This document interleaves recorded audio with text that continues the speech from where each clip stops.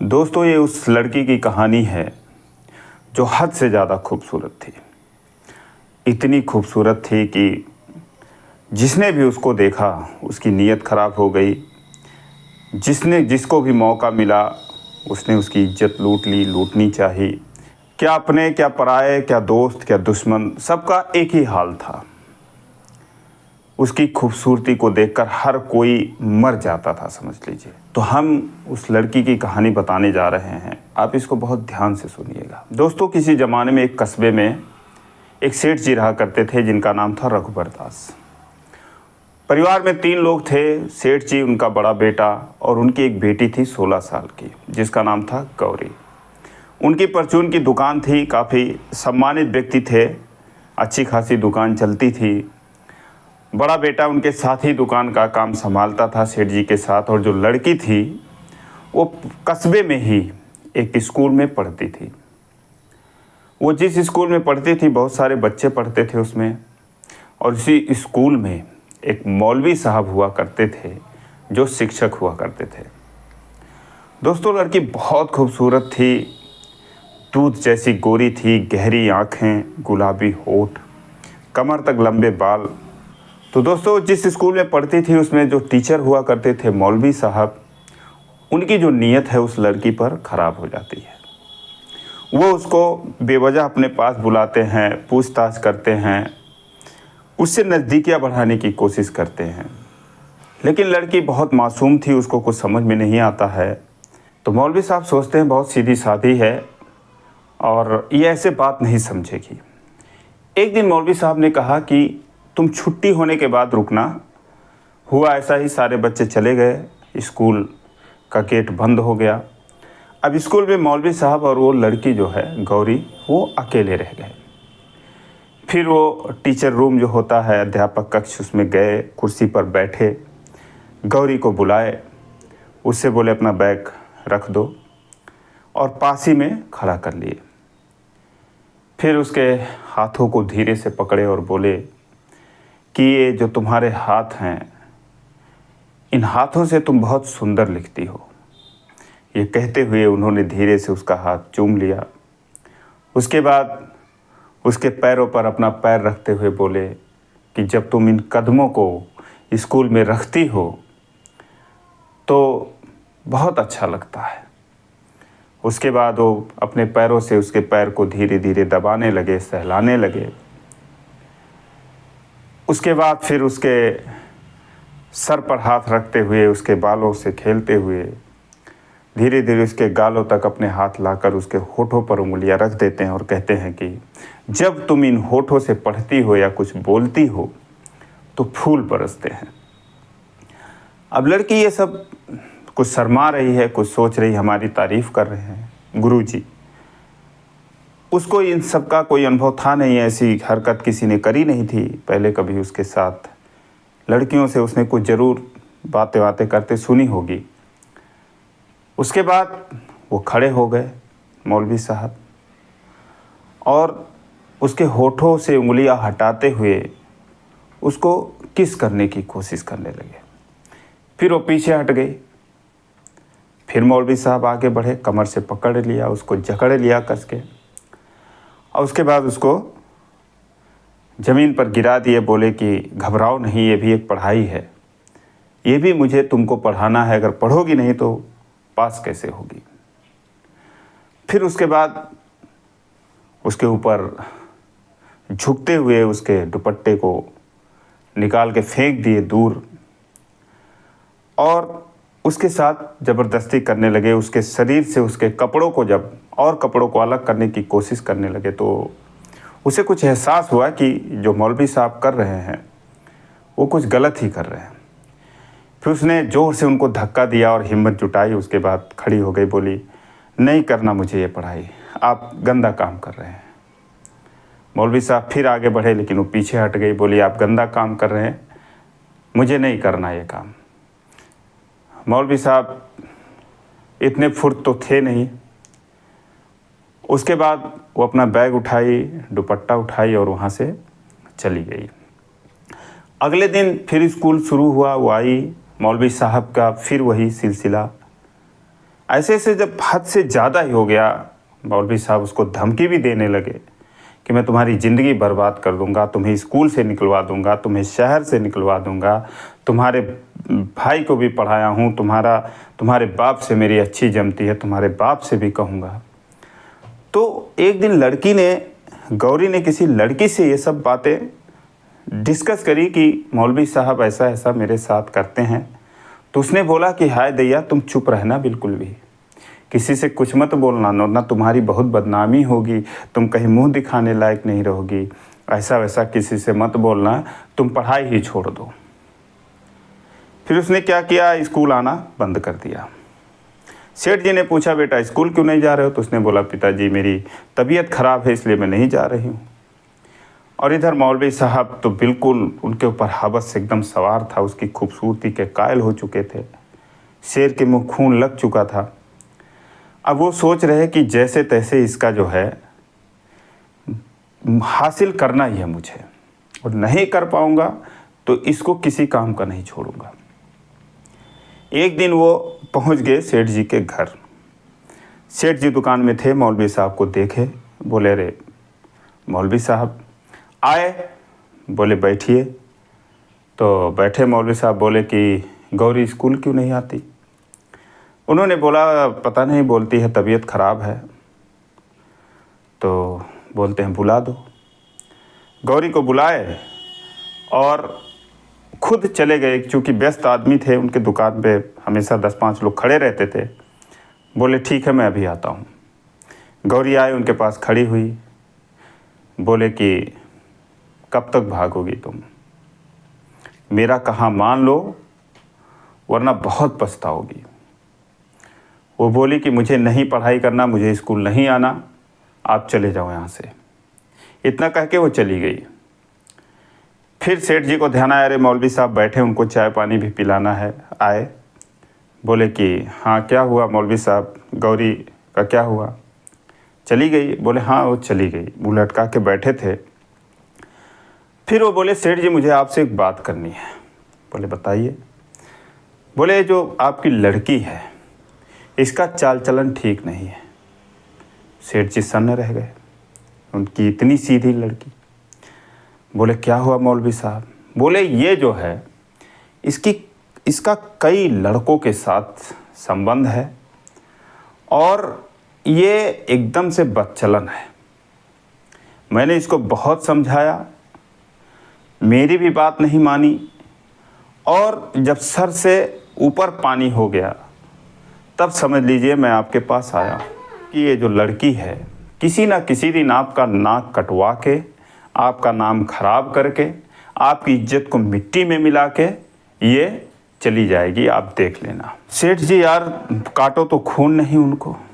बोले मौलवी साहब मेरे समझ में नहीं आ रहा, अब मैं क्या करूं? बोले मेरा कहा मानो तो इसको घर से निकाल दो या इसको मार डालो, वरना ये लड़की तुम बाप बेटों को ही मरवा डालेगी। इतना कहकर मौलवी साहब चले गए। अब सेठ जी परेशान, सारा दिन किसी तरीके से उन्होंने अपना काम किया। शाम को अपने बेटे को अपनी परेशानी बताई। बोली देखो बेटा, अगर ये रहेगी तो ये समझ लीजिए कि हमारी इज्जत जो है वो मिट्टी में मिल जाएगी और हम दोनों कहीं मुंह दिखाने लायक नहीं रहेंगे।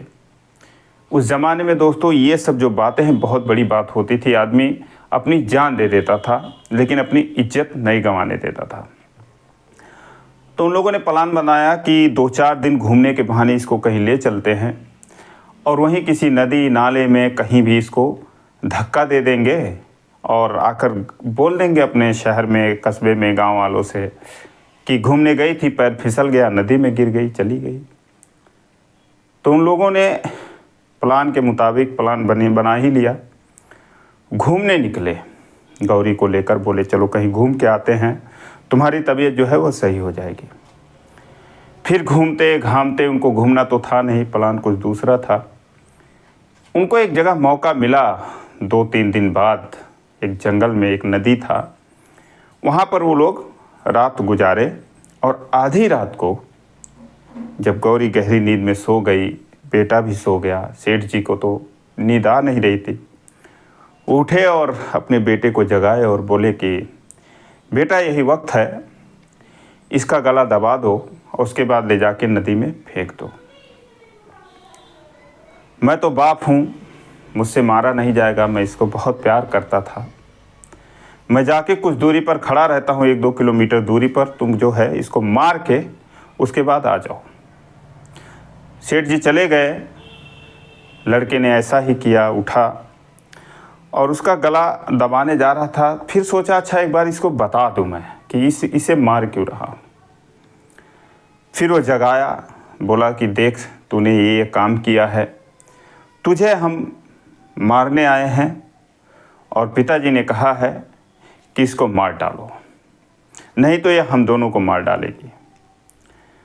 फिर वो रोने लगी। उसने बोला भैया ऐसी बात नहीं है, मौलवी साहब गंदे हैं, उन्होंने कुछ खुद ऐसा किया है।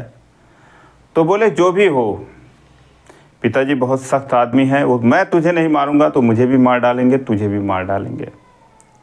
बोले ठीक है, हम दोनों के मरने से अच्छा है कि मैं ही मर जाती हूँ और आप पिताजी का ख्याल रखना, उनकी देखभाल करना। इतना कहते वो रोने लगी। भाई भी रो दिया। बोला ठीक है, मैं तुझे मार नहीं रहा हूँ, लेकिन पास में नदी बह रही है, उसमें जाना, डूब जाना, मर जाना, जहाँ भी जाना, जो मर्जी करना, घर कभी लौट के मत आना। ये समझ लेना कि तू हमारे लिए मर चुकी है और हम तेरे लिए मर चुके हैं, जा। फिर वो बहन को वहीं छोड़ के चला आया सेठ जी के पास। सेठ जी ने कहा मार दिया? उसने बोला हाँ मार दिया। फिर दोनों वहाँ से निकल गए। सारी रात वहाँ पर रोती रही। सुबह हुआ, देख रही है जंगल में कहाँ जाए, ऐसी जगह टिके ही थे वो लोग। फिर वो भटकते भटकते नदी के किनारे इधर उधर पहुँचती है जाके घाट पर, जहाँ देखती है कि एक नाविक जो है, मल्लाह जो है, अपने नाव पर बैठा हुआ है। वहाँ पर जाकर उसको बताई भैया मुझे उस पार कर दो, उधर कोई गांव है क्या? तो उसने बोला इतनी सुंदर लड़की, जवान, इस जंगल में कहाँ से आ रही है, इसके साथ कोई नहीं है। उसने पूछा कौन हो तुम, कहाँ जा रही हो? तो उसने अपनी सारी बात उसको बता दी मल्लाह को। मल्लाह ने सारी बात सुनी। उसने सोचा अच्छा है ना, इसके आगे कोई ना कोई पीछे मरने आई ही थी, इसको मारने लाए ही थे, तो अब अपना मैं उसकी नीयत खराब हो गई। तो मल्लाह ने सोचा कि सारा दिन इसको ऐसे बहकाए रखता हूँ और शाम को रात भर इसके साथ जो मर्जी करूँगा, उसके बाद इसको इसी नदी में फेंक दूँगा, मार डालूँगा। फिर सारा दिन उसको बोलता है बैठो, उधर एक झोपड़ी थी उसने बना रखा था धूप से बचने के लिए, पानी से बचे। बोला बैठो वहाँ पर, मैं तुम्हें पार कर दूँगा। अब वो सारा दिन लोगों को पार करता रहा। दोपहर से शाम हो गई। उसने बोला भैया अब तो पार कर दो, अब तो शाम रात होने वाली है। उसने बोला ठीक है। आया, झोपड़ी में बैठी थी और आते ही राक्षसों की तरह उस पर टूट पड़ा, उसको पटक दिया, दबोच लिया, उसको जानवर की तरह नोचने लगा। वो विरोध करने लगी तो उसका मुंह बंद कर दिया, उसके कपड़े फाड़ डाले, ऊपर के लगभग निकाल के फेंक दिया। अब वो दिन भर की भूखी प्यासी, उसके अंदर तो वैसे भी जान नहीं थी, वो विरोध नहीं कर पाई। वो पूरी तरह से मनमानी करता रहा, जो मर्जी उसमें आता। लेकिन तभी उसकी जो उंगली है उसके मुंह में आ गई और उसने जोर से काटा मल्लाह को और वो दर्द से बिलबिला उठा। उसके बाद वहाँ से किसी तरीके से भागी। पास में जो नदी थी और नाव वहाँ पर बांध रखा था उसने, उस पर बैठ गए और रस्सी को उसने खोल के धक्का दे दिया। इससे पहले मल्लाह कुछ समझ पाता, नाव जो है वो खुल चुकी थी। अब ये दौड़ते हुए गया, कूदा पानी में, उसको पकड़ने की कोशिश करी, लेकिन बहाव तेज था पानी का,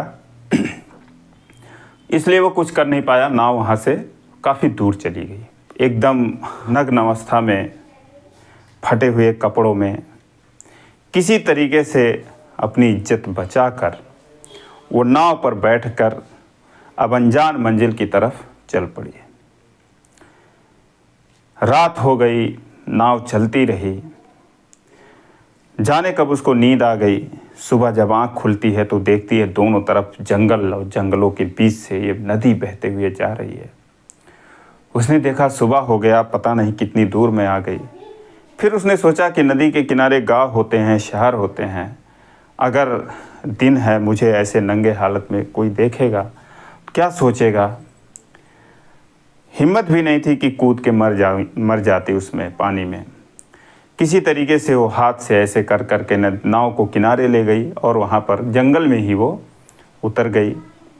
भूख लगी थी, पेड़ों के पत्ती वत्ती घास वास खाए उसने, घास फूस। उसके बाद वहीं पे सारा दिन बैठी रोती रही। फिर रात हो गई। कुछ दूर जाती तो देखती कहीं कोई नहीं। सोच रही थी कोई लकड़ी वकड़ी तोड़ने वाली औरतें कोई आती, उनसे अपनी आप बीती सुनाती, उनसे कपड़े उपड़े मिल जाते तन ढकने के लिए, लेकिन कोई मिला नहीं। जंगल काफ़ी बड़ा था, उसका अंत नहीं था, अता पता नहीं था कितना बड़ा है। तो ऐसे ऐसे 2-4 दिन बीत गए। रात को जंगली जानवर आते, नदी के किनारे पानी पीते, पेड़ पर वो चढ़ जाती और बहुत बुरे हालत में रो रो कर उसने ये दिन काटे। एक दिन वो पानी पी रही थी और देखा कि पास में एक घोड़ा भी पानी पी रहा था कुछ दूरी पर। उधर देखती है तो देखती है कि उसके पास पीछे से एक युवक आ रहा है जो घोड़े के पीठ पर अपना हाथ रख रहा है। उसको देख के वो डर गई, छुप गई। उसके बाद तो बाकी की कहानी मैं दूसरे पार्ट में आपको बताऊंगा, क्योंकि अभी तक ये काफ़ी लंबी हो जा रही है। काफ़ी लंबी कहानी है। आगे आपको बताऊंगा कि वो युवक कौन था, वो उसके साथ क्या करता है और आगे उसके साथ क्या क्या होता है। लेकिन अभी तक अगर वीडियो आपको पसंद आया हो तो प्लीज़ चैनल को सब्सक्राइब करिए, वीडियो को लाइक करिए, दूसरे पार्ट का इंतज़ार करिए। जय हिंद।